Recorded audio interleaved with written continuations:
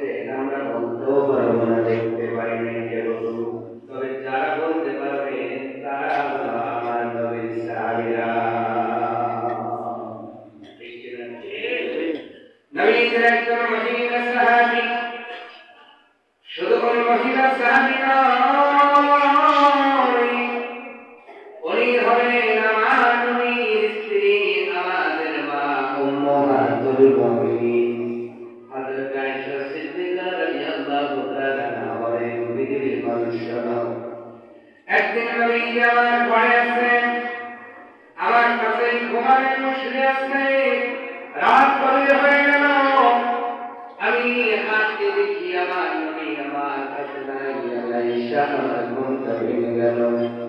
ঘুম ভাঙার পরে আমি আয়েশা তাকায় দেখি নবীজি রাত গভীরের সময় আল্লাহর কোরআনে সিজদায় পড়ে আছে।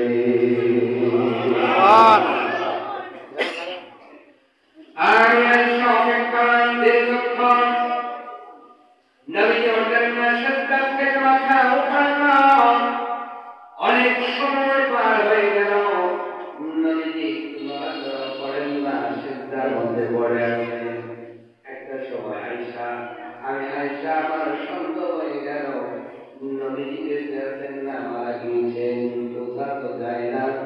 এই জন্য আমার আয়েশা নিজের শাহাদত আঙ্গুল দ্বারা নবীর কোমরের কাছে দুইবার এরকম করে নিয়েছেন, গা লাগিয়ে দিয়েছেন।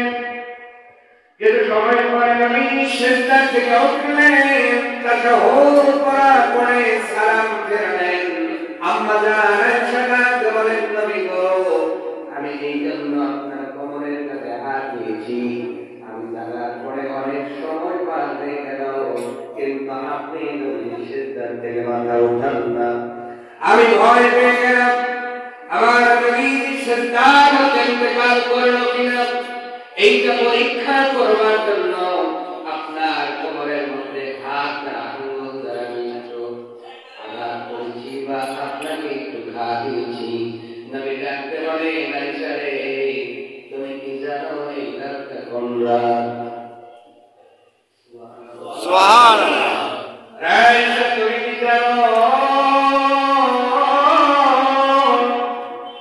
এই রাতটা কোন রাত? আমরা আয়েশা বলে, আল্লাহু ওয়া রাসূলুহু আলাম, আল্লাহ এবং তার রাসূল ভালো জানেন। নবীজি ডাকতে বললেন, আয়েশা রে, এই রাতটা হলো সেই রাত, এই রাতটা হলো লাইলাতুল নিসফি মিন শাবান।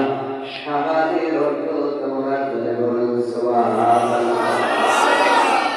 শাবানের 15 রজনী আমরা শাবানের নবী এই রাত আসলে কি হয়? এবার নবীজি হাদিসের মধ্যে বর্ণনা করে দিয়ে এ আয়েশা তুমি শুনে নাও, যখন শাবানের 15 রজনী চলে আসে, ইন্নাল্লাহা লা ইয়াত্তালিউ ফি লাইলাতিন নিসফি মিন শাবান।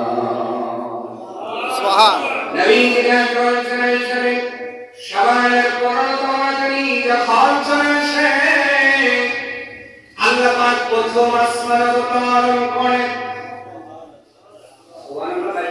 সুবহানাল্লাহ। আরো আসতে হবে। আসমানে আসে, এই যে আমি বলছি না, কে বলছে? নবীজি বলছেন। কে? নবীজি। নবীজি ডাকতে বলেন, আয়েশা এই রাত যখন চলে আসে, আমার আল্লাহ তাআলা আর আরশের উপরে থাকেন না, আমার রব আসমানে চলে আসেন। শুধু আসেন না রে আয়েশা, আল্লাহ রাব্বুল আলামিন ফায়াগফিরু লিজামিল খালকি, আল্লাহ তার সমস্ত সৃষ্টিগুলোকে ক্ষমা করে দেন।